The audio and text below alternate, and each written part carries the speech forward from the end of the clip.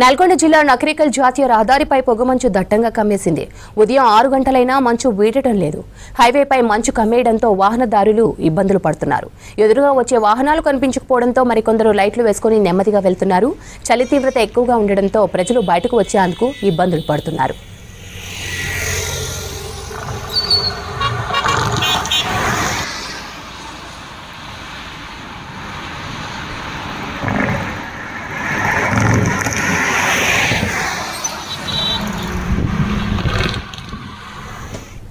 నల్గొండ జిల్లా నకరికల్ జాతీయ రహదారిపై పొగమంచు దట్టంగా కమ్మేసింది. ఉదయం 6 గంటలైనా మంచు వీడటం లేదు. హైవేపై మంచు కమ్మేయడంతో వాహనదారులు ఇబ్బందులు పడుతున్నారు.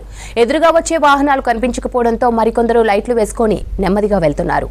చలి తీవ్రత ఎక్కువగా ఉండడంతో ప్రజలు బయటకు వచ్చేందుకు ఇబ్బందులు పడుతున్నారు.